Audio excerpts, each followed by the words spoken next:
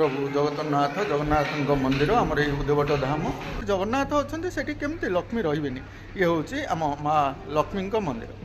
किंतु ये बंधु मैंने आमर किसी कार्य व्यस्तता भितर रही जाइछन्ति आम कल्कित आश्रम आसतु बंधु मान सही आम किसी आलोचना रखा माँ जे नारी नारी रूपी नारायणी यही नारी विषय माँ विषय किसी जाना लक्ष्मी आम जो कथा आज आम आलोचना रखुचे माँ लक्ष्मी उपर आमर ये उद्यवट धाम लक्ष्मी लक्ष्मी परिवार विषय आम किसी जाना बंधु मान आलोचना रखा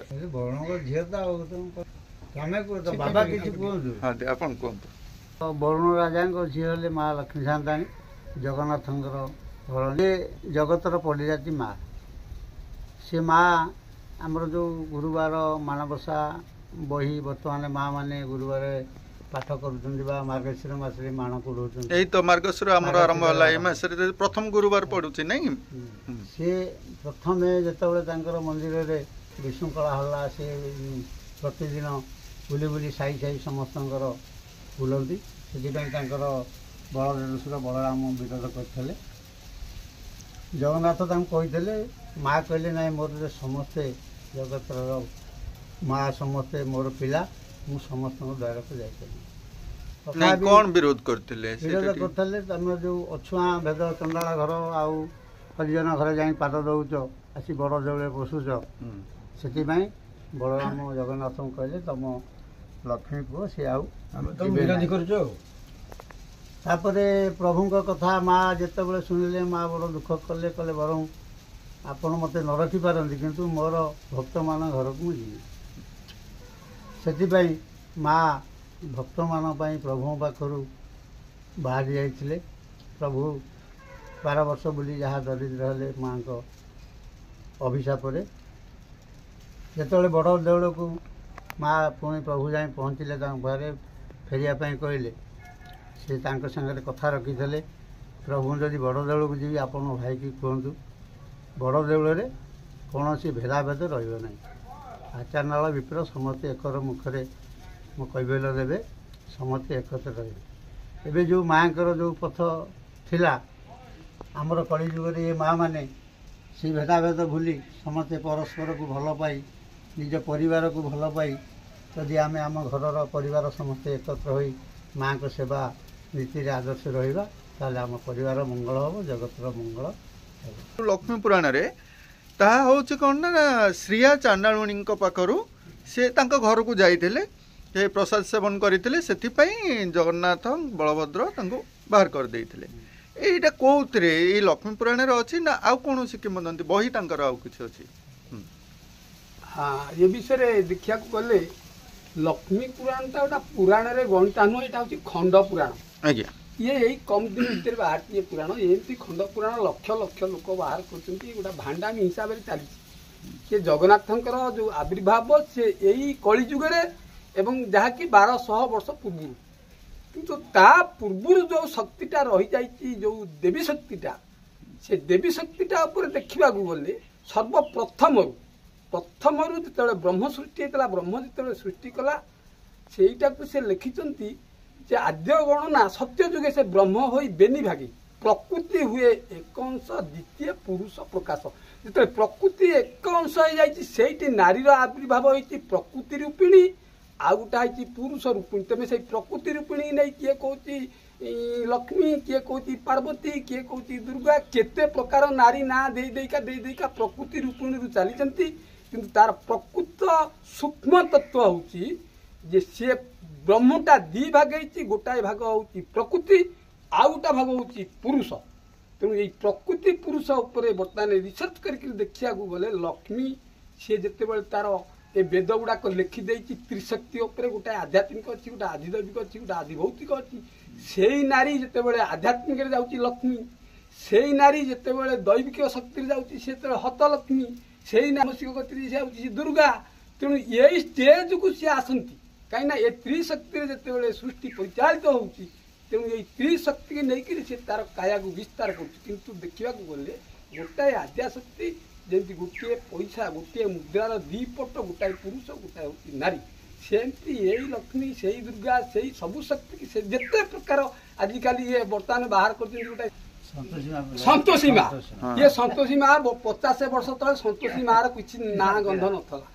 लक्षे मेला बाहर आज 50 वर्ष तलू गले तमे देख केवल शनि मेलाटा था औका माकड़ पोतिक हनुमान मेला सारे षंढ पोतिक महादेव मेला ये केते मेला ये बही की छपैकी लोक बांटुंट ये कलिजुग मनीष कुहुड़ी पहुँचुं तेणु प्रकृत देखा गले आद्याशक्ति हूँ गोटाए शक्ति पुरुषर गोटाए शक्ति आद्याशक्ति हूँ जीव पुरुषर शक्ति हूँ परम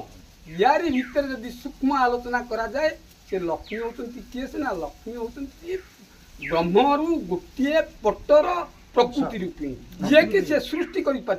वेद कहीदे गला स्त्री ब्रह्मा बहुविध मात कश्यप न दृश्यांग मैंने ब्रह्मा होती नारी रूप होकर ये सृष्टि की तैयारी कले विष्णु ताकू पालन कले शिव ताकू संहार कले अच्छा जदि शिव संहार कले भी ठीक कह जाए साढ़े कहते देवी खरपर पड़ो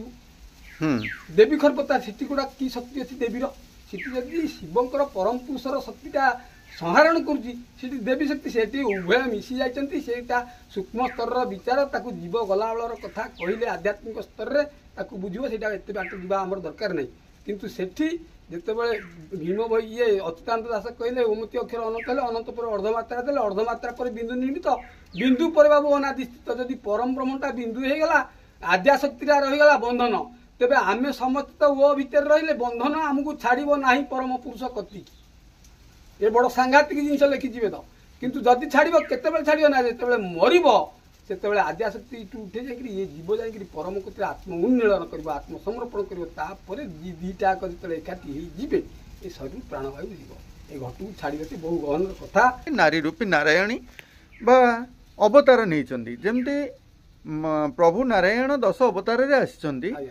माँ नारायणी 10 अवतार नहीं जहाँ आम पढ़ी आसुचे काली माँ तारा त्रिपुरा सुंदरी भुवनेश्वरी भैरवी छिन्नमस्तका धूमावती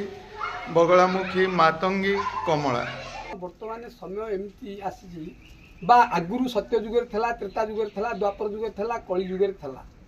यही नारी जाति की विभिन्न प्रकार रूपरेख दे विभिन्न प्रकार देवादेवी करी पूजा करुँच वेदरे भी अच्छी किंतु अति सूक्ष्म स्तर को गले देखिब से शक्ति होती गोटे एते रूपरेख नहीं से कहीं कही ना छाड़ मंत्रमाला जप को ये वेद भंडी जगत को ये वेद एमती भंडई देकी जाइए आम सब कुहुड़ी पहुँचे किंतु गोटे शक्ति आद्याशक्ति होती से गोटे ताठू विभिन्न प्रकार रूपरेख लेकिन आम जब जंगल भितर पशिजा से आदिवासी भी सब पूजा कर कौन तुम ये ना आमर यहाँ वन दुर्गा सीटी भी से मान कहते ये जिते प्रकार जीव जगत सृष्टि होती समस्त चेष्टा कर देवी ना बाहर केते देवता ना बाहर तार भी हिसाब ना किंतु सूक्ष्म स्तर को गले सी हूँ गोटे शक्ति जो इमोर्टाल पावर्स दिव्य शक्तिटा दी भाग में विभक्त ये सृष्टि की सर्जना कर मेन जिनस है दी भाग हबार ये सृष्टि सर्जना प्रथम एक ब्रह्म थिला ब्रह्म एक थिला द्वितीय प्रकृति प्रकृति तहु पुत्र जात जहाँ को बोली ज्ञान तत्व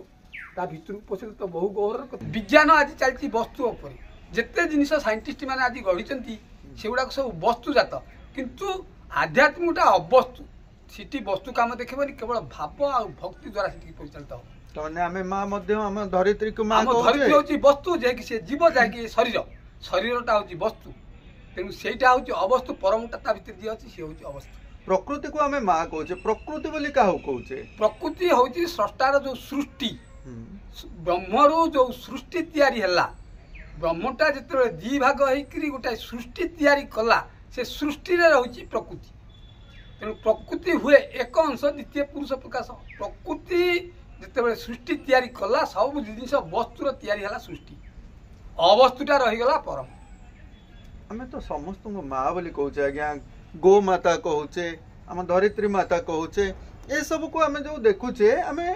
प्रकृतिर समस्त रूप बोली आमे कहूचे ना मनुष्य मध्य प्रकृतिर एक रूप पशु पक्षी समस्त तो उद्भिद जगत तो एथिपाई आमको देखा पड़ो आमे माँ बोली तो गो माता को भी समर्थन करुचे किंतु आमको जहाँ ऊपर आमे बढ़ीचे खेलुचे आम साहित्य माध्यम आमे तांको धरणी माता बोली कही रखीचे किंतु प्रकृत में जदि विज्ञान सम्मत को जीवा आम पृथ्वी को कौन माता कहवा उचित कि आज्ञा ना पृथ्वी एक ग्रह बोली कहबा नाइ पृथ्वी जदि जदि साइंटिस्ट माने कहउछन्ती पृथ्वी गोटाए ग्रह किंतु पृथ्वी होची गोटाए वस्तु जेते वस्तु ए सृष्टि रे तयार होइछन्ती समस्त मा अधिकार नेबे अवस्तुटा रहि जाइछि ब्रह्म एइटाकू अति सूक्ष्म स्तर विचार एइटाकू समस्त धारणा करि परिबे नाही किंतु जेते ग्रह नक्षत्र रहिछन्ती आकाश मंडल रे समस्त वस्तु वस्तु बिली सेमानकू मा बिली कहै किंतु अवस्तु ता ऊपर परम ब्रह्म रही से गोटा भीम भई गोटा पद लिखिं शून्य शून्य महाशून्य ऊपर को चाहिए ही कि ना अविकार ब्रह्म अनादि रूप से सिंधु प्राय व्यापी था से सिंधु भाया शक्ति गोटा रही से अरूप तार रूप ना सेटा को आम देखिपार कि आम जिते रूप वस्तु अच्छे समस्ते माँ अधिकारी रहा तेणु से आम माँ बोली आम प्रकृति को कही था आम धरणी माता तो आम भी जो सृष्टि होचे समस्ते माँ नारी शक्ति विषय समस्त आम जाचे से ब्रह्म से नारी तांको ऊपर किसी आलोचना रखिले तार मन किसी कष्ट हुए से आम दुखित आज्ञा